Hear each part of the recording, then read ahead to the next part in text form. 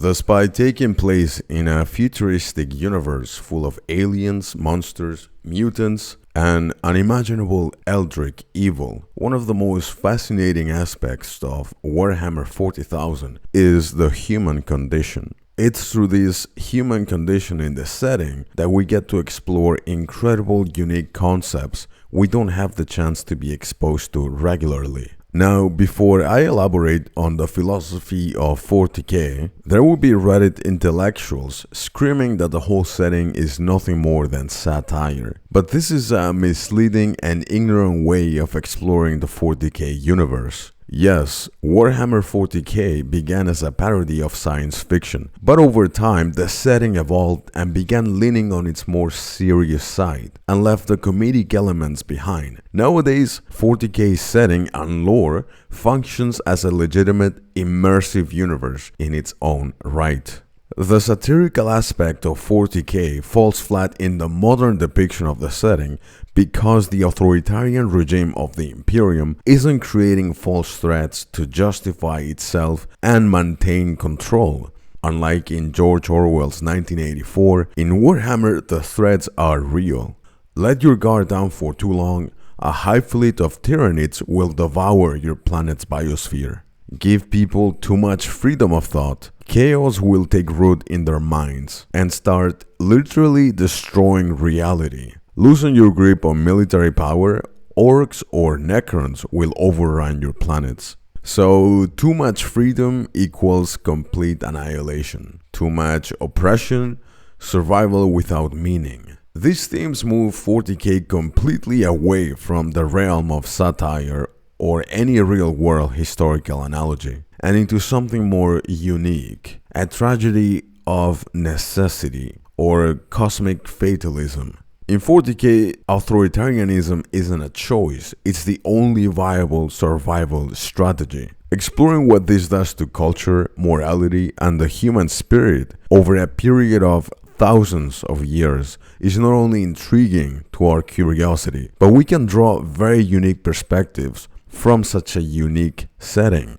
And it's this aspect that makes average people most uncomfortable with Warhammer 40k. The setting is not just designed to make right-wing extremism work, it makes it look virtuous at times. The more the West has to deal with the violence and cruelty of the world beyond their borders, the more people look into the philosophy of the far right and think to themselves that there is some truth to it. Westerners are that different from, let's say, Indians. They value life in a more personal and delicate manner. Human rights, order, and freedom. These things are worth preserving, and it's this preservation that's the foundational stone for the core pillars of right-wing philosophy. This is the hard pill to swallow for the average person who, after decades of subversion in popular media, have a very calcified, radical view of anything leaning on the right or further. They fail to see that fascism, just like its counterpart, communism, wasn't created to simply oppress. It was designed to keep the native population's best interest in mind in the long term at any cost. It's these foundational ideas on both sides of the extremes that paint a noble image of the followers of either side. It goes back to the saying, the road to hell is paved with good intentions. I think we can look at works of fiction such as 40k and see the type of future that awaits us if we become a totalitarian group of radicals with nothing but survival in mind, as depicted in the setting. Exploring the human condition that comes from following such a route is the gift that Warhammer has given to us. For the better or the worst, we still have a choice in our modern times. We haven't reached this ridiculous point of no return the 40k universe is in, but we don't have to wait to get there to question our beliefs or where we're going. The setting itself is excellent to explore these ideas without worrying about morality. I don't think I need to say it, but of course, I'm not making an apologia to right-wing extremism, but it's a good insight on how it looks or works at the furthest end. And moreover, the kind of ideas that push humanity to this point, which in my opinion is fascinating. Long story short, It was a progressive authoritarian or a left-wing extremist in the form of the emperor of mankind that got us to that point. But more on that later. When you synthesize Warhammer 40k to the simplest of terms, it's all a war between life and death. And it's this need for survival, for war, that sharpens human ideology to its extreme. On a surface level, this all sounds very Nietzschean. He who fights with monsters might take care, lest he thereby become a monster. And if you gaze for long into an abyss, the abyss gazes also into you. Nietzsche gave us a warning for anyone dealing with chaos to be wary of not letting those same forces infect you. But this isn't really what gets our attention. In 40k, humanity gazes into the abyss, but does not look away. That's not Nietzsche's warning. That's his dream of the Übermensch coming to life. For those who choose to fight against this fate, their response is to root themselves and fight from the stance of the greater narratives of the universe. That is, religion, culture, and unity. It's these core ideas that shape the values of every character in the setting. Values such as ultranationalism, xenophobia, totalitarianism, and theology. Values that will demonize anyone in our current world if they get too close to any of them, let alone all of them. You see, in the real world, every political philosophy argues from the point of it being the ultimate form of government, the final stage of society, the point where no further change or improvement is required because the system is simply too good to be replaced by an alternative. In other words, humanity's final form, or what's known in philosophy as the end of history. Communism, liberalism, capitalism, these are the ideas dominant in public discourse because they are seen as relative. Communism can work, it just hasn't been implemented properly. Liberalism literally means something else every year, and capitalism has corrupted itself to the point it's parasitic. But they all have something in common. They are a pipeline towards progress. Right-wing philosophers saw the dangers of progressivism and how it erodes the foundational principles of culture and how it reduces everything to a materialist lifestyle that will ultimately demotivate the human spirit through hedonism. It's the rise of the Industrial Revolution that gave origin to materialism and marked the beginning of the end of Western culture. For over 100 years, conservative philosophers that saw the rise of the cosmopolitan parasite, that is, the bourgeois, the erosion of family values, and the decline of religion, these men have been acting as oracles, and it's scary how accurate they were. But just like in the myth of Cassandra, the oracle of Troy, who was both blessed and cursed by the god Apollo, where she will have the power to foresee the future, but no one will ever believe her. These philosophers have been tossed aside as regressive old men who just went mad when the world left them behind. Moreover, it's culturally accepted to view progress as good no matter where or how it goes, and regression as something evil, stemming from a place of ignorance. In other words, far-left philosophy is promoted, taught in schools, discussed publicly, and socially accepted through education and academic research, while far-right philosophy is not. And we can attribute this cultural reaction to the demonization of the right through popular media.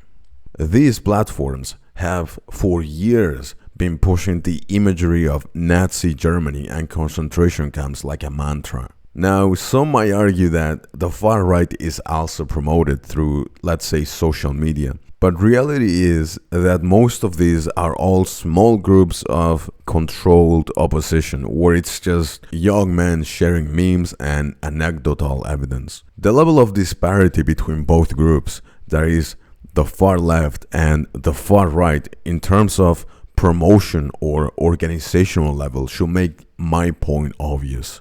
But this is why far-right political philosophy is so appealing to today's youth, to the people of today. It's forbidden knowledge, almost esoteric when you take into account conservatives predicted the failing liberal world as we know it today with incredible detail. In one of my previous videos, I briefly discussed why and how Warhammer 40k is one of the only sources of popular media that actively pushes back against postmodernism through traditional conservative concepts, also known as universalism, which is the idea that there are facts that exist in our reality regardless of interpretation. Universalism stands on the opposite side of relativism. That is the idea that facts are dependent on one's own perspective and are always interchangeable. It's through relativism that postmodernism has shaped popular culture through the three great narratives that currently dominate it. First, there is no God. Second, progress is the ultimate good. And third, coexistence is the goal we should all have as species. First, the materialist narrative that there is no God, everything in the universe is an accidental creation. In Warhammer 40k, this concept is inverted to the extreme opposite. Yes, there is a God, the emperor of mankind, but the myth of the origin of life and the universe is irrelevant, because it's the emperor that functions as the myth itself, and it's through faith placed in this myth that humanity fights back against chaos corruption.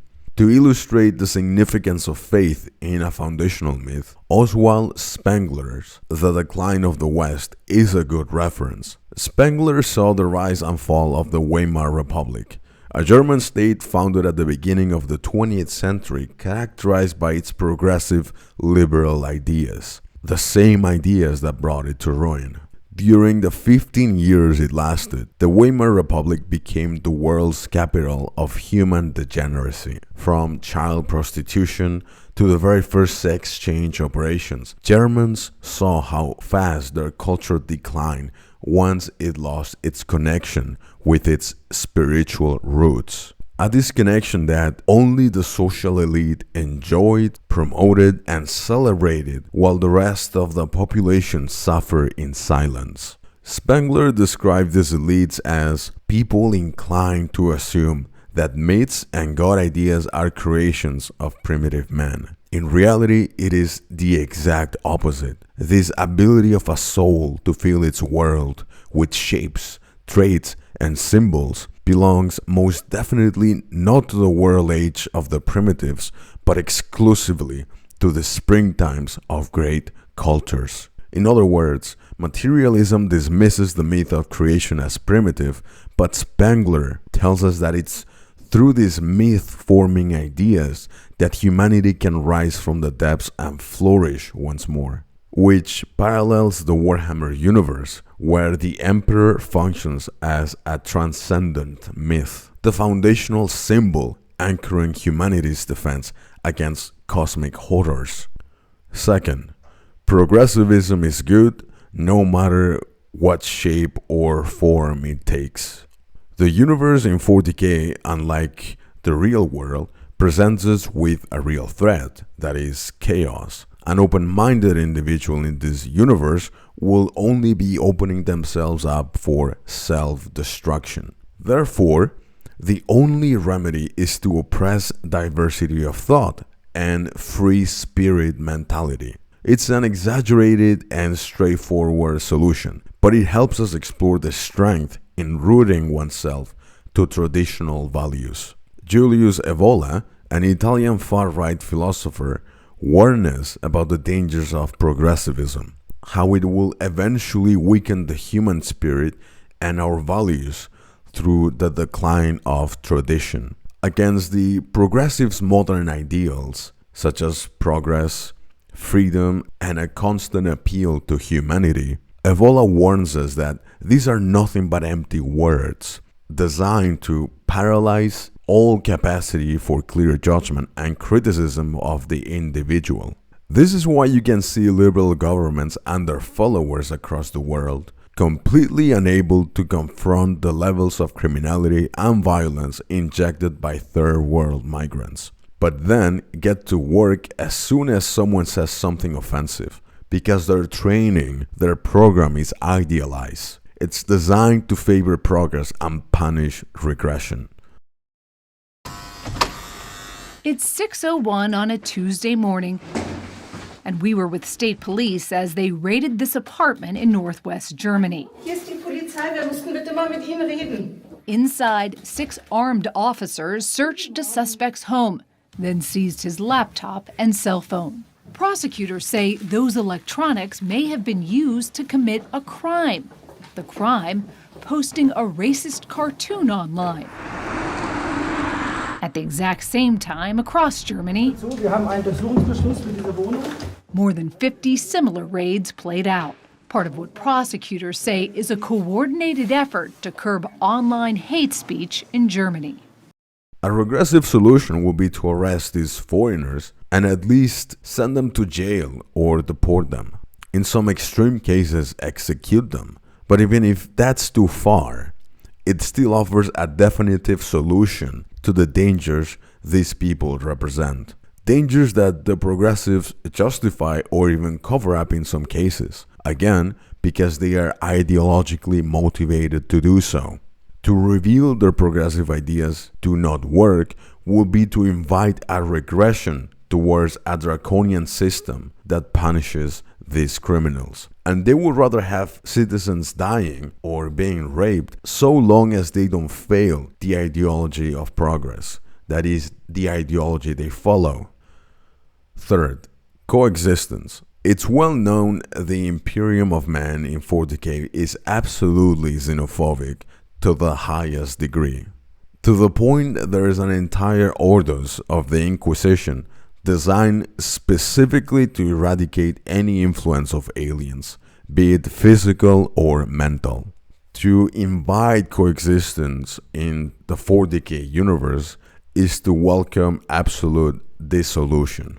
This can be explained in real life through the philosophy of René Guénon, a French right-wing philosopher who warns about the dangers of diversity and inclusion. Guénon argued that a community is no more than an arithmetical sum of individuals once it ceases to be attached to any principle higher than the individuals. In other words, a society built on coexistence alone is already on decline. We can see examples of this everywhere in the world. Wherever you find high amounts of diversity, you will find crime, violence, chaos. The Imperium of Man recognizes this truth, that coexistence with radically alien races is suicide, and so it enforces absolute unity to survive. Now, if you're a smartass, you're probably thinking, but Drifter, the Emperor himself was against the idea of religion, and all he wanted for humanity was to progress and conquer the universe.